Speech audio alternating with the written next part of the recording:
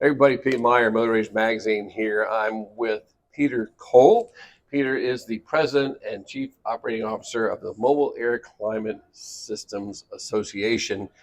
Mouthful, but we always kind of know them fondly as MACS. That's right. Right. Right. And we're actually here at their annual training event and conference. And this year is at the Gaylord Resort in Nashville, Tennessee.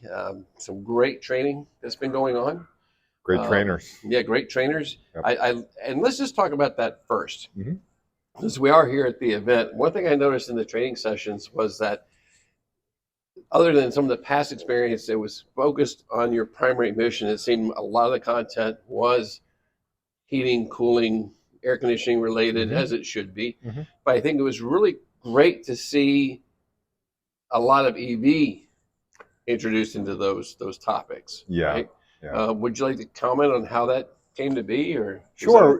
We, as some may know, but I have spent a lot of time with SAE, both in my past life and my current life, and we've got some SAE projects that are focused on new refrigerants or new system designs for electric vehicles, because the reality is, as we've heard from some of our great trainers here, that battery electric's coming. May not come at the same pace that some are thinking. Maybe it's faster, maybe it's slower, but it's coming. And the requirements for climate control or thermal management for battery electric vehicles really are significantly different than the traditional cabin comfort and defrosting that we've used with vapor compression air conditioning systems for all these years. So we said it's finally time to bring an EV program in that'll focus on various different parts of the EV, but more specifically, what is this climate control system controlling in an EV, and what service opportunities exist now that we're not going to change oil and air filters, but are there new service opportunities that will come up? And that was really a target for us, and so far so good. Yeah, and I got to say too that I love the fact when you're at the general session when you were talking about it's not just the cabin comfort, right? Yeah. You're looking at with batteries, electric vehicles, of course, hybrid battery, high voltage battery packs of any kind have to be maintained. Temperatures to be maintained very closely. So I see them, and tell me if that's the path that you see with your organization becoming more the total package, thermal management as a whole. Yeah, right? That's exactly right. You've got a number of different things. You've got to take care of the cabin, of course. You've got to take care of traditional things like defrost in some form, but you've also got to cool electronics or potentially heat electronics. You have to cool batteries or heat batteries, because one of the things that we've learned over time as an industry, especially with these electric vehicles, is that very cold temperatures, the battery is not happy about that. So the faster you can warm the battery and get it to its at least lower level of operating temperature, the more range you'll get, the more efficiency. And the same thing on the high end. Super hot temperatures, you got to be able to cool that down and get it in the right range.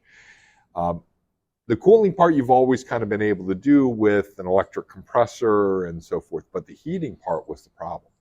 Because heating, you needed PTC heaters. And PTC heaters, you'll know more about this than I will for sure, but essentially it's an electric wire. And it draws a lot of current, right, and a lot of power.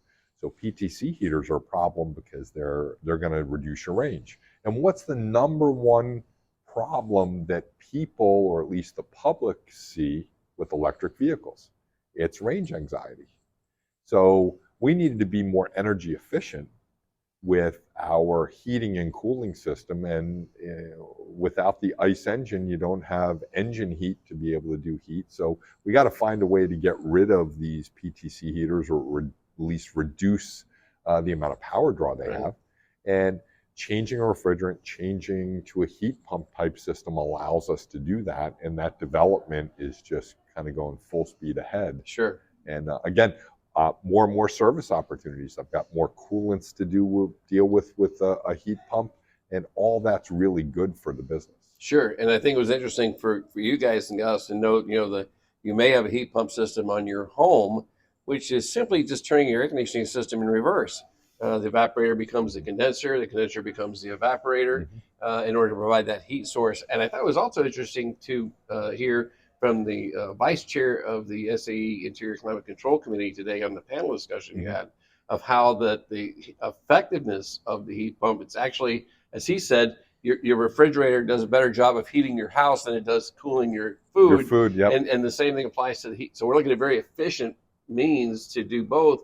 And do you see that going not just into the EV market? Do you see that expanding also into the ICE market as well? I do not believe it's going to expand into ICE. And the reason is because there's more cost involved with that.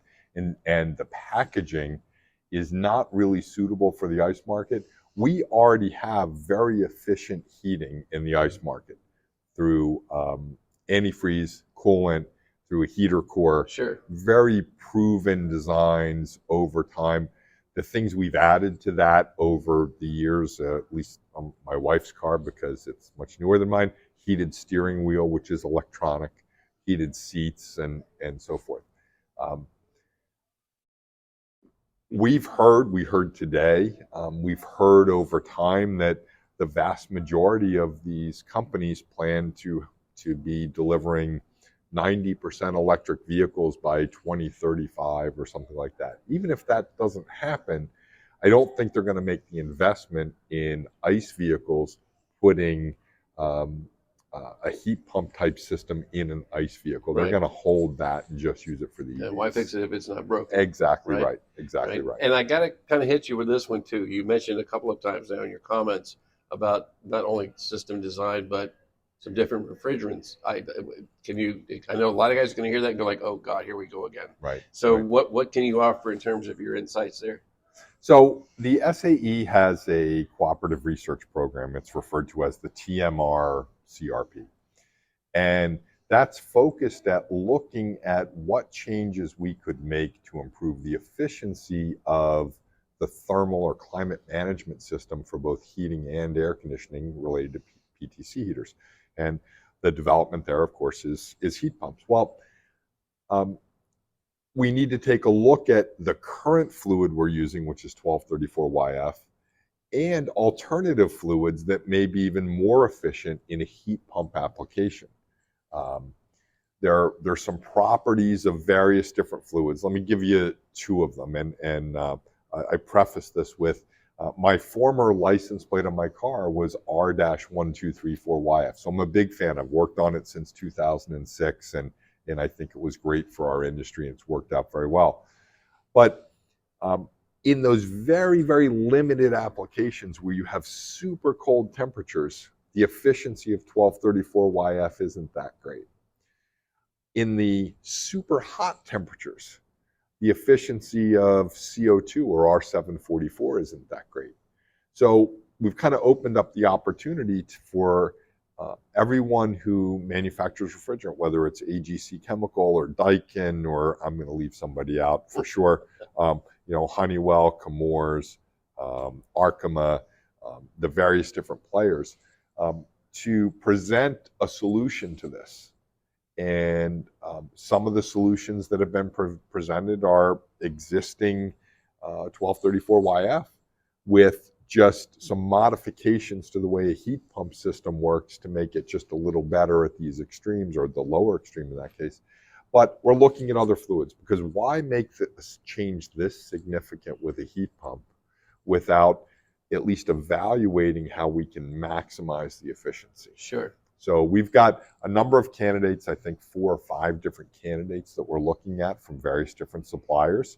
And we'll put all that data kind of in the box, and we'll shake it up, and we'll see which one we think is most efficient. It doesn't mean it's the one that everyone's going to go with, but at least we will have done the homework to see how far we can push the efficiency of the system. Sure. So. Sure. And again, if you guys are watching, I don't want you to freak out when you hear that term. It's not anywhere near close to the time yet. No. I mean, you're looking at probably several years just in the research and development to go, and then the development and EVs are not going to be just 2/3 of the market tomorrow. Right. So there's a lot to go with. So if you want to stay up with that, then you need to join MACS as a member. because these guys are in the front line. This is a very unique organization, and in the fact that it's the only one I can think of that has not only aftermarket technicians, shop owners, trainers, Mhm. teachers as members, but the OEMs are represented, the major players, aftermarket, they're all Yep. represented, and the things that we bring as concerns to Peter and his team, they take to the aftermarket and the OEMs and Mhm. to Washington Yep. to represent your voices and to keep things under somewhat kind of a control, right? Right. As an association, we're not lobbyists, but it's our responsibility to look out for not only our membership but the aftermarket in general, because the OEs tend to look out for themselves. So we're usually on the same page with the OEs, especially regarding regulations.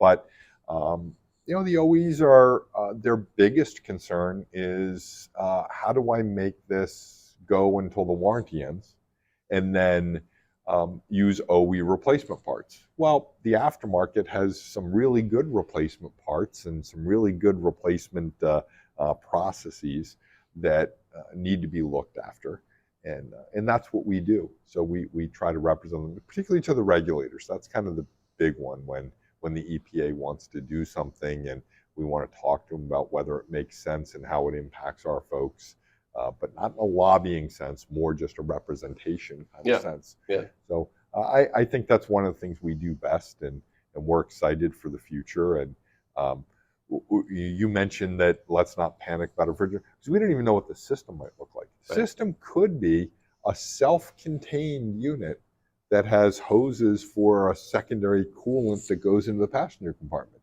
And maybe the servicing of that is like servicing an alternator. Hmm. I take one out, I got a core charge, I put another one in and plug it in and good to go. Yeah, Um, Really, the key here is diagnosing, though. Diagnosing is going to be just a huge deal. How do I know what part of my climate control system is causing a problem if I get a light on the dash that says my battery got too hot? yeah, yeah, So that's where there's just tons of service opportunities coming sure, for these vehicles, sure. and I think that's kind of a really good take-home message for the folks is um, the end of ICE vehicles does not mean the end of shops. It may be the end of oil changes Excuse me. Yeah, as we know it, but it's a whole new opportunity for education, for learning, for technology, and servicing. yeah, absolutely. So, And that was something else too that came up that really got me excited. Uh, First was if you, many of you may know Max from where you got your Section 609 certification to meet your EPA requirements. If you haven't, then you need to go to the Max website and get that done. But you're coming out or getting ready. You might want to wait a little bit because you're getting ready to roll out an improved version of that. Correct? yeah, the program itself will just be kind of a slimline version. What's happened is over time since we rolled out the first one, the program's kind of gotten a little bloated, and I noticed it when I sat with Steve and we were going through it, and he said, "Okay, so now turn to page 34," and I'm doing page 34, and he's got slides up. He's like, "Okay, so now turn back to page 27." And I'm like, why didn't I go from 27 to 28? And he's like, well, it's because we added this in here and there. And I'm like, we got to clean that up. So we are going to roll out a new improved 609 certification program for us. It's the same information. It's just packaged a little bit differently. And we're going to separate out some of the auxiliary things into a new SAEJ 2845 certification, which will be, a MACS. It's not a requirement, but it's the basics of servicing a system. We're going to tell you how to use a leak detector, not a specific leak detector, but as I mentioned in this morning's thing, how do I know my leak detector is working? Well, how about you just pop that windshield washer bottle and hover your leak detector over top? If it doesn't trip, it's not working. Or how do I start my leak detection process? Well, once you know it's working, you got to go around that cap that's on the service port with the cap on. And now I don't have a leak. Now I need to take the cap off and I need to kind of go around the inside of that. And now it's leaking. Well, we know what that is. That's the built up refrigerant that was collected in that cap. Um, and maybe that indicates I have a valve core problem or not. If I take the cap off, then go get my leak detector and turn it on. Now I figure out it's working and I whiff it over the service port and there's nothing there. It's because all that accumulated refrigerant's gone and that slow leak is still there. You're just not seeing it. Yeah. So it's those type of things, best practice types things that are in the 2845 program for R12, for 134A, for 1234YF, for 152A, if we ever actually see that, carbon dioxide or R744, and really applies across all the different potential refrigerants. Yeah. So we're real excited for it. We think it's a great opportunity for young techs, whether you're in the oil lube business now and you just do evacuations and recharges, or whether you're full blown into the air conditioning world, to take that so they understand some of these tips and tricks and best practices. Absolutely, and that's, he kind of beat me to the punch there to talk about that actual training certification offered soon, mid-year, I think you said. Yeah, our plan is, we had hoped to roll it out here at MACS. We rolled out the concept here at MACS, but we got derailed in the fall by a couple of things. The goal is to have both new programs rolled out by the end of the second quarter, or essentially July 1st. And then I think some of the proctors will be able to teach both. So you'll be able to take one class and you'll be able to take your 609 test, and you'll be able to get your 2845 certification in that same, we'll call it 2.5 or 3 hours of class. Yeah.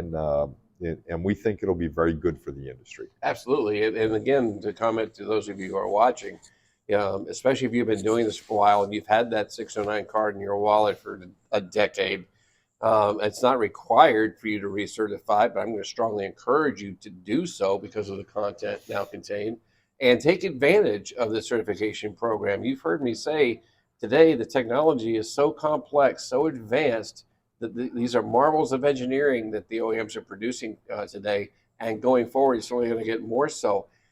Back in my day when I started, you could be close and be okay. That doesn't apply, especially in the AC business, where you're looking at less than a pound of refrigerant, maybe less than a couple of ounces of oil. You can't make the mistakes that you used to make in the past. And when you're looking for those small leak sizes, as you pointed out, you can go right by one if you're not testing it to today's industry best practices. And that's how you find out that. Now, I could probably spend a lot more time talking with you, Peter, for sure, all about the things MACS are doing. But if anybody who's watching wants to take advantage of everything that MACS has to offer, where can they go to get that information? So you can visit our website at www.maxmobileairclimate.org. That's the long version. That's the official version. I'm going to give you the shortcut. If you go to macs.ac, macs.ac, you'll get to the same place. Hard to publish that because that actually is a web address associated with the Ascension Islands.